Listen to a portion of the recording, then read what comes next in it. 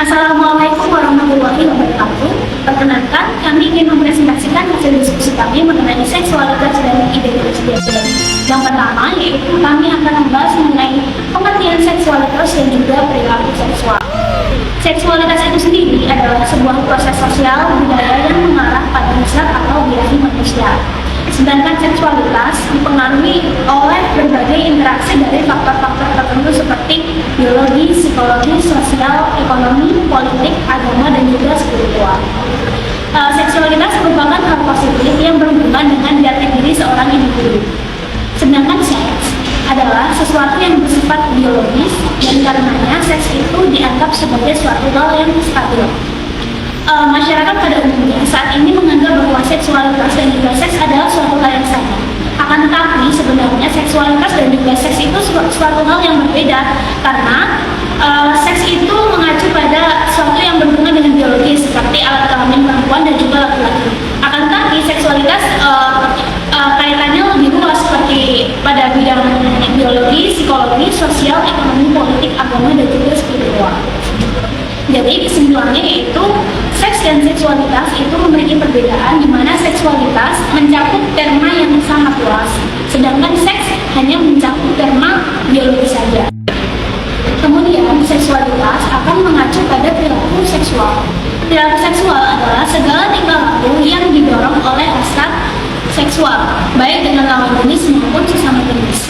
Bentuk-bentuk dari perilaku seksual tersebut yaitu ketertarikan seksual, berkencan, bercumbu, dan juga bersenggama. Objek dari perilaku seksual itu sendiri bisa orang lain, khayalan, ataupun diri sendiri. Yang kedua ada orientasi seksual dan juga jenis-jenisnya.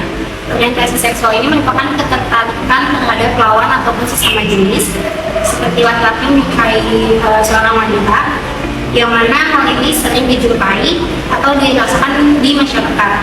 Sementara untuk ketertarikan terhadap sesama jenis ini juga sudah dijumpai di masyarakat, tapi hal ini dianggap sebagai sesuatu yang tidak normal. Untuk jenis-jenis dari orientasi seksual di sini ada 5. Yang pertama yaitu heteroseksual, yaitu ketertarikan seksual atau emosional terhadap lawan jenis seperti laki-laki tertarik kepada seorang wanita atau sebaliknya. Kemudian yang kedua itu ada biseksual, yaitu ketertarikan seksual atau emosional terhadap dua jenis kelamin, baik itu perempuan maupun laki-laki. Kemudian yang ketiga homoseksual, yaitu ketertarikan seksual atau emosional kepada sesama jenis, laki-laki menyukai laki-laki dan perempuan menyukai perempuan. Yang keempat di sini ada panseksual, yaitu ketertarikan secara seksual ataupun emosional kepada siapa saja, baik itu wanita, pria, transgender ataupun intersex. Dimana umumnya orang yang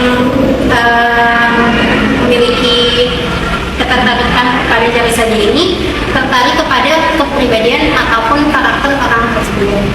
Yang kelima ada aseksual, yaitu tidak memiliki ketertarikan kepada siapapun, tapi dia masih memiliki ketertarikan untuk menjalin hubungan romantis. Pengertian identitas gender dan gangguan identitas gender. Yang pertama, identitas gender. Identitas gender merupakan perasaan psikologis seorang sebagai pria atau wanita. Perasaan bagaimana seorang merasa bahwa ia merupakan seorang pria atau wanita. Identitas gender secara normal didasarkan pada anatomi gender. Pada keadaan normal, identitas gender konsisten dengan anatomi gender. Namun, pada gangguan identitas gender merupakan suatu gangguan. Selanjutnya, gangguan identitas gender. Gangguan identitas gender adalah bagaimana seseorang merasa bahwa ia adalah seorang pria atau wanita, di mana terjadi konflik antara anatomi gender seseorang dengan identitasnya.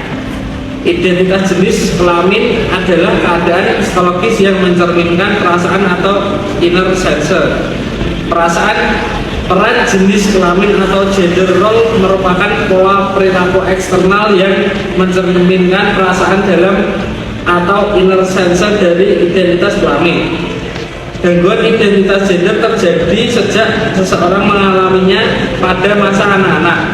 Diagnosis yang diterapkan pada anak-anak yang menolak sifat anatominya dengan contoh anak perempuan disebut tomboy, anak laki-laki disebut ganji. Kriteria gangguan identitas gender dalam DSM 4R. Yang pertama, identifikasi yang kuat dan menetap terhadap lawan jenis.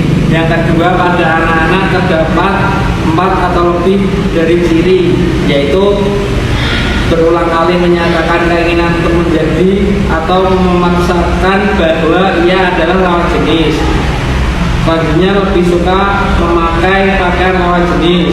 Yang nomor 3, pada remaja dan orang dewasa, simptom-simptom seperti keinginan untuk menjadi lawan jenis berbeda ke kelompok lawan jenis, ingin diperlakukan sebagai lawan jenis, keyakinan bahwa emosinya adalah tipikal lawan jenis.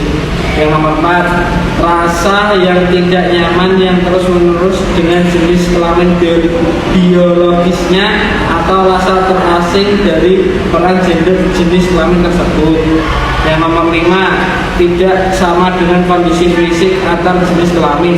Yang terakhir, menyebabkan distres atau hindaya dalam fungsi sosial dan pekerjaan. Sekian dari kelompok kami mengenai seksualitas dan identitas gender. Wassalamualaikum warahmatullahi wabarakatuh.